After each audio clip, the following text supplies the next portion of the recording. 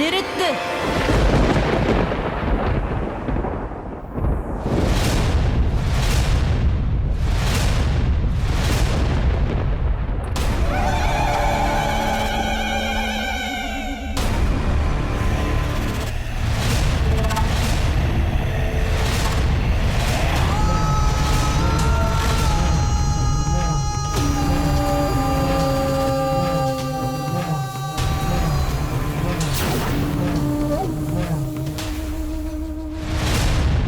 நீங்கள் இருவரும் இங்கிருந்து சென்று விடுவதுதான் உங்களுக்கு நல்லது.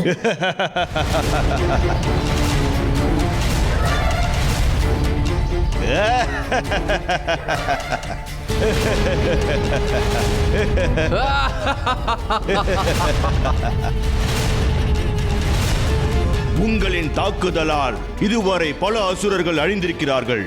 ஆனால் உங்களால் எங்களை அழிக்கவே முடியாது. உங்கள் இருவரையும் அழிப்பதற்கு எனக்கு எந்த ஒரு ஆயுதமும் தேவையில்லை.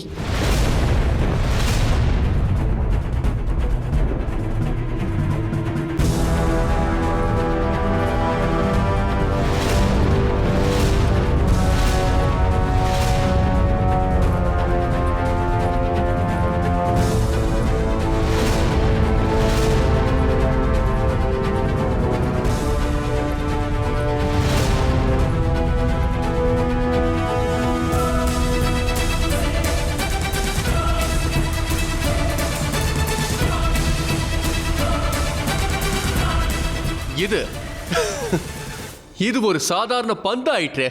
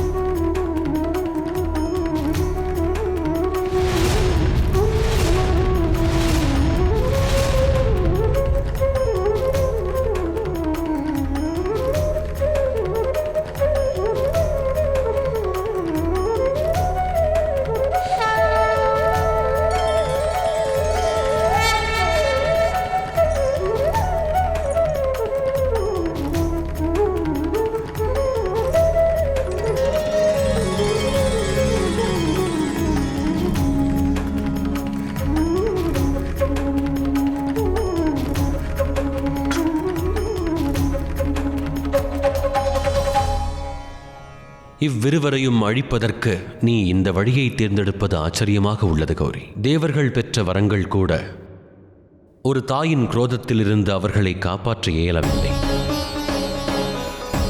உலகில் உள்ள அனைவருக்கும் நீ ஒன்றை புரிய வைத்துள்ளாய். ஈன்ற தாயின் கண்முன்னே அவர்களின் சிசுவை தாக்கவோ அழிக்கவோ முற்பட்டால் அந்த தாய் தன்னுடைய சிசுவிற்கு பாதுகாப்பு கவசமாக மட்டுமல்ல, சிசுவை தாக்க முற்படும் எவராயினும் அவர்களை அழித்து விடுவார். இன்றிலிருந்து இந்த இடத்தை அனைவரும் காண்டகேஸ்வர் என்ற பெயரினால் அழைப்பார்கள். இந்த சிவலிங்கத்தை வழிபடும் அனைவருக்கும் மகாதேவர் மற்றும் என்னுடைய ஆசிர்வாதம் கிடைக்கும்.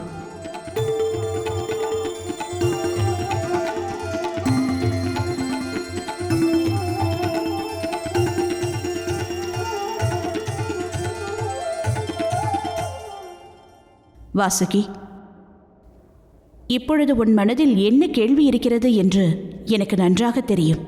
இந்த இருவரின் தாக்குதலுக்கு பிறகு நான் மானசாவை இங்கேயே கைலாயத்தில் இருக்க சொல்வேன் என்று நினைத்தாயா?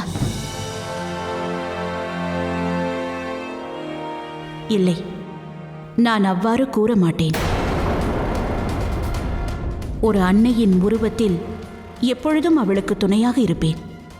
ஆனால் அவளது வாழ்க்கையின் பாதையில் அவளுக்கு எதிராக வரும் அனைத்து தடைகளையும் அவள் தானாகத்தான் சமாளிக்க வேண்டும்.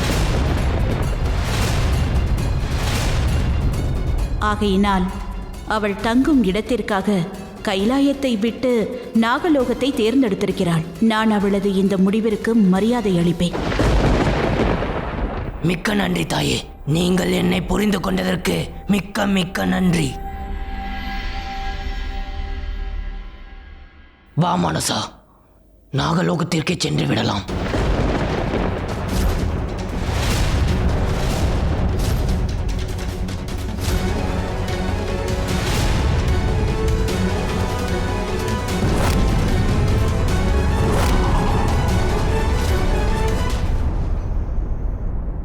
நான் எங்கேயும் வரமாட்டேன்.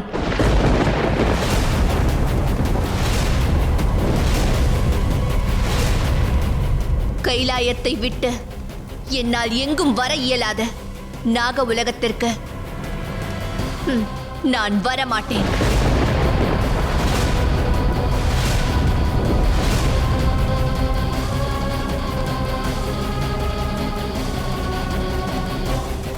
நான் இங்கிருக்கவே விரும்புகிறேன், என் தாயுடனே.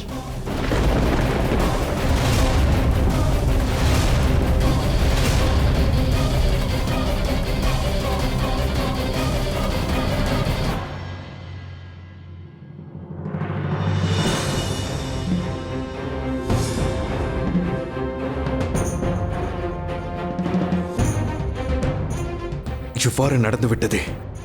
இதற்கு பிறகு நான் தான் இவளை இங்கிருந்து வெளியேற்ற வேண்டும். விஷமே விஷத்தை முறிப்பது போன்று நான் உன்னை, உனது தாயின் மூலமாகவே உன்னை அழிக்கப் போகிறேன் மானசா.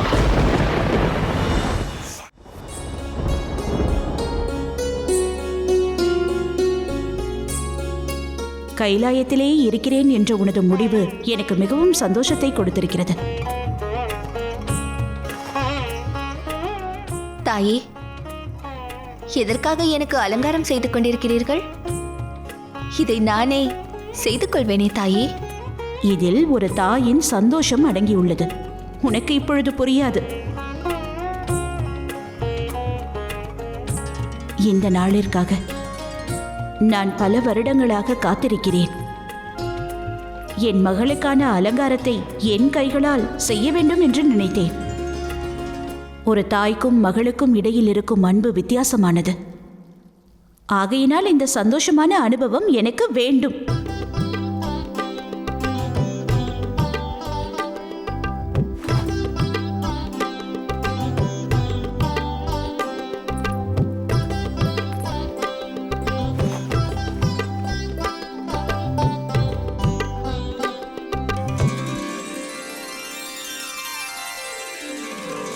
இதைத்தான் நான் கூறினேன். கணேசன் கார்த்திகேயனிடம் இதை நான் எதிர்பார்க்க முடியாது. நீ விசேஷமானவள் மானசா, மிகவும் விசேஷமானவள். மானசா, முதல் முறை உன்னை எனது கைகளில் தூக்கும் பொழுது உனக்கும் எனக்கும் இடையில் ஒரு வித்தியாசமான அன்பு இருக்கும், விசேஷமான சம்பந்தம் இருக்கும் என்று என் மனதில் தோன்றியது. எனது இதயத்தில் உனக்கு தனி இடம் இருக்கிறது. உன்னை அடைந்ததில் கைலாயமே மகிழ்ச்சியாக இருக்கிறது.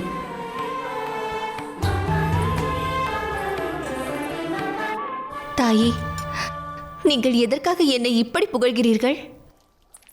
நான் மிகவும் விசேஷமானவள் என்று கூறுகிறீர்கள்.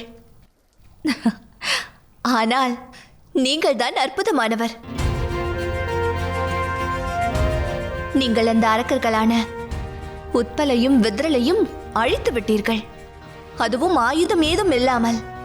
எனக்கு முழு நம்பிக்கை உள்ளது தாயே. இந்த பிரபஞ்சத்தில் எவராலும் உங்களுக்கு நிகராக முடியாது தாயே. இல்லை மகளே, அப்படி ஒன்றும் இல்லை. என்னால் செய்ய முடிந்ததை உன்னாலும் செய்ய முடியும். உனக்கு தெரியுமா, உலகில் இருக்கும் அனைத்து பெண்களுக்குள்ளும் மகாகாளி இருக்கிறாள். ஆகையால் நான் செய்ததை அனைவராலும் செய்ய முடியும். மானசா, நீ எனது மகளாவாய். உனக்குள் இருக்கும் சாமர்த்தியத்தினால் உன்னால் எதையும் பெற முடியும்.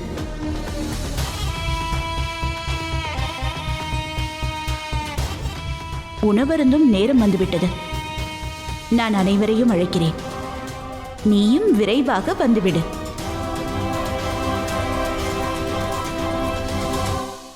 விசேஷமான சம்பந்தம் இருக்கும் என்று என் மனதில் தோன்றியது. எனது இதயத்தில் உனக்கு தனி இடம் இருக்கிறது.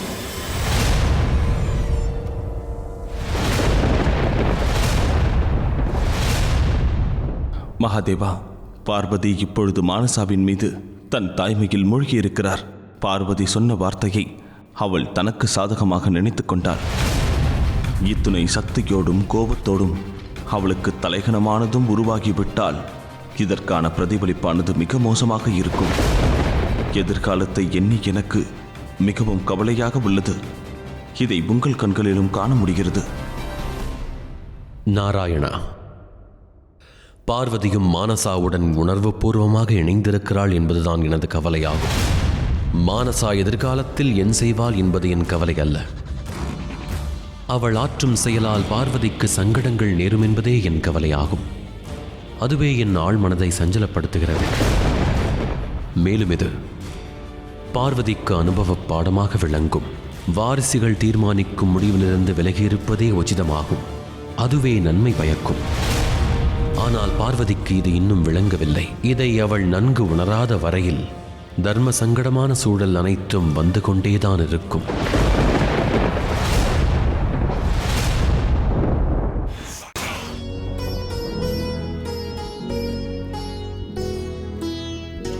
தாயே, தந்தை ஏன் நம்மிடம் வரவில்லை? தங்களது யாத்திரைக்கான மார்க்கத்தை அவர்களே தேர்ந்தெடுப்பார்கள். எதனை தேர்ந்தெடுக்க வேண்டும் என்பதை அவர்களே தீர்மானிப்பார்கள். மகனே, மகாதேவரும் நானும், நீங்கள் அனைவரும் உணவு உண்ட பிறகுதான் நாங்கள் இருவரும் சாப்பிடுவோம். நீ உணவருந்த ஆரம்பி.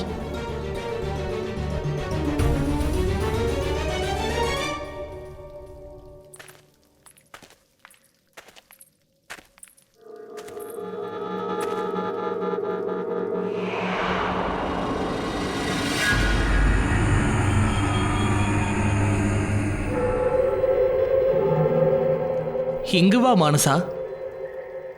இல்லை, அதற்கு அவசியமில்லை. நாங்கள் இருவரும் ஒன்றாக உணவருந்துகிறோம். ஒன்றுமில்லை வாசுகி. மானசா இன்று தனது தாயுடன் உணவருந்த விரும்புகிறாள். அதோடு கைலாயத்தில் இருக்கும் அனைத்து குழந்தைகளுக்கும் தனது இடத்தை தேர்ந்தெடுக்க உரிமை இருக்கிறது.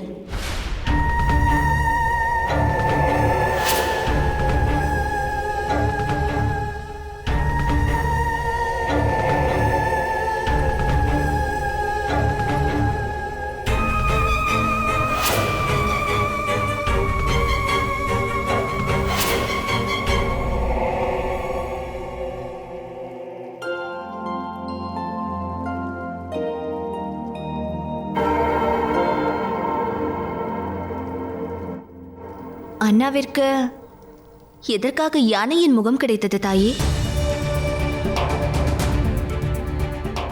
கணேசனை நான் எனது கைகளால் உருவாக்கிய பிறகு இது நடந்தது மானசா. உன் தாயிடம் செல்லலாம் வா. நான் இங்கு நிற்கும் வரை தங்களால் உள்ளே செல்வதற்கு இயலாது.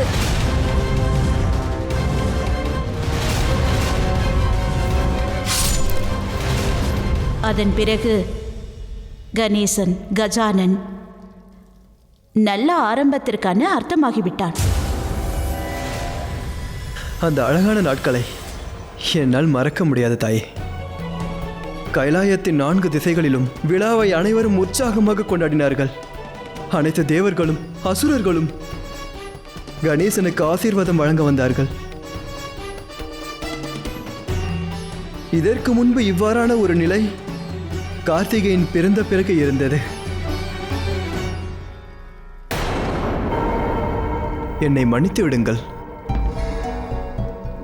உணர்ச்சி வசத்தில் நான் சற்று அதிகமாகவே பேசிவிட்டேன் என்று நினைக்கின்றேன்.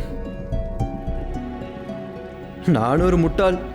நான் கூறியதை தவறாக எண்ணாதீர்கள். இல்லை, இதில் தங்களின் மீது எந்த தவறும் இல்லை. என்ன நிகழ்ந்தது மானசா? ஏன் உன் முகம் வாடி இருக்கிறது? தாயே, கணேசனையும் கார்த்திகேயனையும் அனைவரும் உங்களின் வாரிசு என்று கூறுகிறார்கள். ஆனால் என்னை கைலாயத்தை தவிர வேறு யாருக்கும் நான் தங்களின் மகள் என்று தெரியாதல்லவா? என்ன மானசா இது? இதுதான் காரணமா? ஆகட்டும், இதுதான் உனது விருப்பம் என்றால் நான் கைலாயத்தில் ஒரு விழாவிற்கு ஏற்பாடு செய்கிறேன். அந்த விழாவிற்கு அனைவரையும் அழைக்கலாம். அந்த விழாவில் அங்கு வரும் அனைவரிடமும் நான் பெருமையாக நீ எனது மகள் என்று கூறுகிறேன்.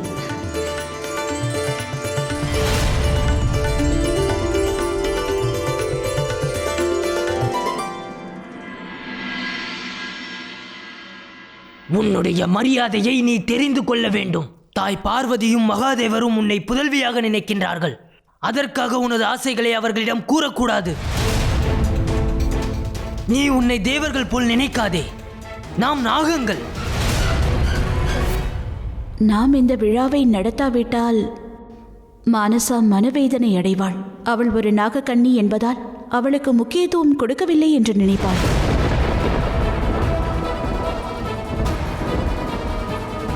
அப்படி அவள் நினைப்பதை என்னால் ஏற்றுக்கொள்ள முடியாது. மானசாவை கைலாய குடும்பத்தின் ஒரு அங்கமாக மாற்ற வேண்டும் என்ற ஆசை உன்னை அவளிடமிருந்து விலக்கிவிடும் கௌரி.